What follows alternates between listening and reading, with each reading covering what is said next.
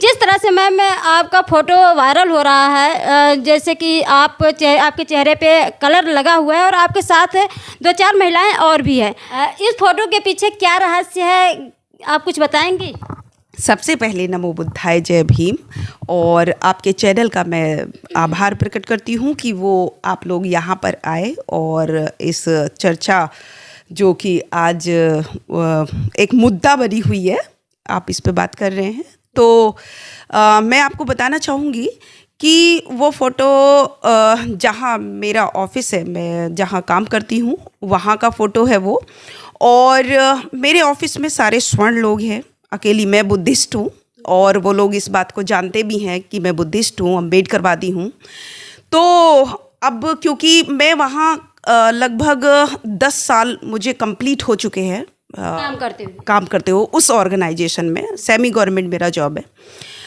तो वहाँ पर मैं उनको पता है कि मैं कोई होली या किसी भी तरीके का कोई त्यौहार नहीं मनाती। और आज से 22 साल पहले मैं हर तरीके हिंदू जितने भी त्यौहार हैं उन सबको छोड़ चुकी हूँ, क्योंकि मैंने बुद्धिज़्म को अपनाया।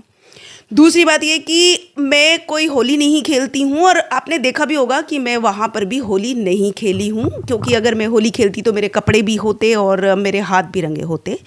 लेकिन एक ऑफिस की कोलीग ने बोला कि मैम आप ही अलग लग रहे हो, आप ही अलग लग रहे हो, आप भी थोड़ा सा कलर लगा लो ताकि हम लोग सब थोड़े से सेम लगे। तो उन्होंने मुझसे इतनी रिक्वेस्ट करी, तो मैंने उनकी रिक्वेस्ट को एक्सेप्ट किया कि चलो। फिर उसके बाद में, क्योंकि जब हम एक ऑर्गेनाइजेशन में होते हैं, जब हम प्रोफेशनल चीज़ में होते हैं, तो कई बार ऐसा होता है कि हमको ना चाहते हुए हैप्पी ईद भी बोलनी पड़ जाती है किसी को। कभी जबकि मैं नहीं बोलती हूँ, लोग हैप्पी ईद बोलते हैं तो वो मुस्लिम नहीं हो जाते। लोग ये बोलते हैं हैप्पी क्रिसमस डे तो वो क्रिश्चियन नहीं हो जाते। और इसी तरीके से अगर हिंदू त्योहारों को भी अगर कोई बोले तो हिंदू नहीं हो जाते। यानी कि अगर आप अम्बेडकरवादी हैं तो आपके अंदर से अम्बेडकरवाद कम नहीं हो जाएगा। तो इस चीज़ को अगर मेरे मन में देखिए कोई भी डर होता, और मैं यहाँ पर आकर जब मैं बड़ी बात नहीं कहती हूँ, मैं ज़मीन पर रहने वाली इंसान हूँ और ज़मीन पर काम करती हूँ। गांव-गांव, गली-गली, मोहल्ले-मोहल्ले में मैं भीम ज्ञान चर्चा करती हूँ, ये सब लोग जानते हैं। दूसरी बात ये है कि अगर आज जब लोग मुझे, बाहर के लोग भी, थाईलैंड, चाहे वियतनाम, चाहे बांग्लादेश, ये तीनों देश मुझे अवार्ड दे चुके हैं कि मैं बुद्धिज़्म के लिए बेस्ट काम करती हूँ। अगर मैं यहाँ पहुँचकर हिंदू त्योहारों को मनाऊंगी तो ये तो एक सोचने वाली बात है कि लोग ऐसा क्यों सोच रहे हैं मुझे नहीं मालूम। लेकिन समाज के कुछ लोग ऐसे हैं जो इस चीज़ को उन्होंने मुद्दा बनाया। और अगर मेरे मन में डर होता या मैं होली खेलती तो मैं इन सारी चीज़ों का ख्याल रखती कि कहीं किसी को पता ना चल जाए। लेकिन मेरे मन में ऐसी कोई बात ही नहीं थी, क्योंकि मैं तो होली खेलती ही नहीं, तो मुझे इस बात का बिल्कुल वो भी नहीं।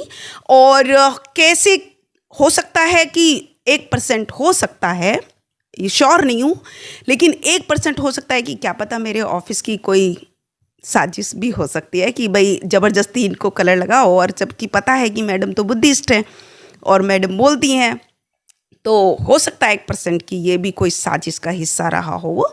लेकिन फिर भी एक प्रोफेशनल होने के नाते, और 8 घंटे उनके साथ बिताती हूँ मैं पूरे दिन में, तो हो सकता है कि कभी कभी इस तरह की चीज़ें हो जाती हैं। लेकिन उससे ये नहीं कि मैं जो है मेरे अंदर हिंदूवाद आ गया या मेरे अंदर से अम्बेडकरवाद चला गया।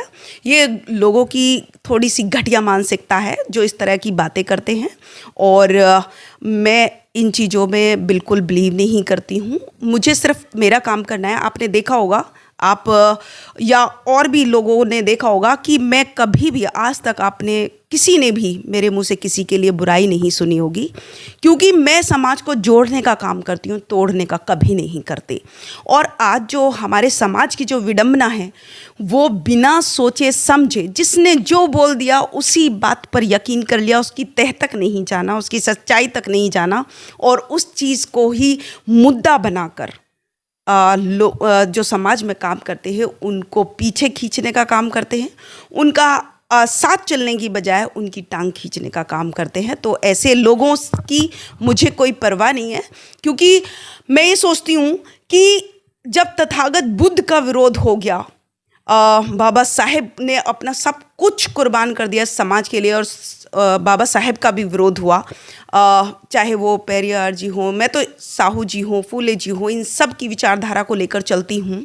और यदि महापुरुषों का इतना त्याग करने, मैं तो कुछ भी नहीं हूँ उनके सामने, एक धूल के कण के बराबर नहीं हूँ मैं अपने महापुरुषों के सामने।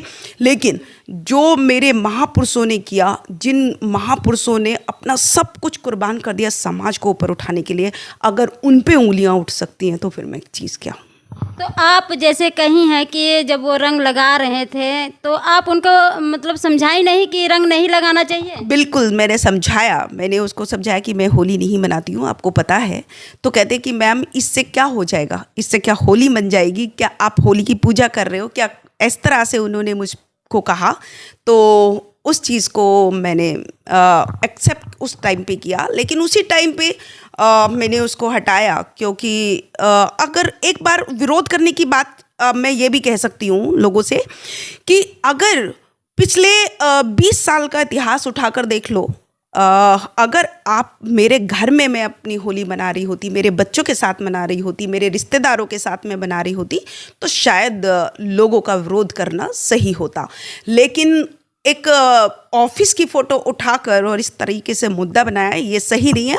और सबसे बड़ी बात, जो लोग अम्बेडकरवादी हैं, बुद्धिस्ट हैं, लेकिन वो भी कलर बेचने का काम करते हैं, तो क्या वो भी मतलब हिंदूवादी हो गए? क्योंकि वो उनका प्रोफेशन है। तो कई बार ऐसी चीज़ें हो जाती हैं। तो क्या लगता है कि आपको कि आपकी छवि जो समाज में बनी हुई है उसको लोग खराब करना चाहते हैं? देखिए, समाज के कुछ चंद लोग हैं जो कुछ काम नहीं करते, उनको यही काम है कि दूसरे लोगों को कैसे पीछे किया जाए जो समाज में काम कर रहे हैं। चंद लोगों की वजह से मुझ पर बहुत सारे फ़ोन आए और लोगों ने मुझे एक ही बात कही कि मैम हम आपको जानते हैं, और एक कहावत भी बहुत सारे लोगों ने मेरे सामने शेयर करी कि जब हाथी निकलता है तो कुत्ते भौंकते ही है। तो खैर, जो भी जिसकी भी जो मेंटिलिटी रही हो, जिसकी कुछ भी रहा हो, मुझे किसी को भी प्रूफ देने की ज़रूरत नहीं है। मैं अपना काम करती हूँ और महापुरुषों की विचारधारा को जन जन तक पहुँचाना ही मेरे जीवन का लक्ष्य है। और दूसरी ये है कि लोग जो सोच रहे होंगे कि मेरी छवि को धूमिल कर देंगे, तो वो गलतफहमी के शिकार हैं, क्योंकि बहुत सारे लोग मुझे जानते हैं कि मैं किस तरह की हूँ और मैं समाज में क्या क्या कर रही हूँ, क्या नहीं कर रही हूँ। और मुझे किसी को भी प्रूफ देने की ज़रूरत नहीं है, ना ही मुझे किसी को सर्टिफिकेट देने की ज़रूरत। जिस तरह से आपके फ़ोटो पे जो है कि विवादित बयान हो रहे, टीका टिप्पणी कर रहे हैं लोग, उनके लिए क्या कहना चाहेंगे? देखिए, महापुरुषों ने मुझे एक चीज़ सिखाई है कि तथागत बुद्ध से या महापुरुषों से मैं एक चीज़ सीखती हूँ। उन्होंने वो कहते हैं कि सामने वाला अगर कुछ बोलता है, यदि आप उसको एक्सेप्ट नहीं करो तो वो आपके पास नहीं, उसी के पास रह जाता है ना। तो अगर कोई बोल रहा है मेरे बारे में तो मैं उसको एक्सेप्ट ही नहीं कर रही, क्योंकि मैं तो हुई नहीं इस तरह की। तो वो बातें उन्हीं के पास हैं जो घटिया लैंग्वेज को यूज़ करते हैं, जो गंदी मानसिकता रखते हैं। मैं ऐसे लोगों को मनुवादी कहती हूँ, क्योंकि मनुवादी का मतलब ये नहीं है कि वो ब्राह्मण है या वो किसी भी कास्ट का।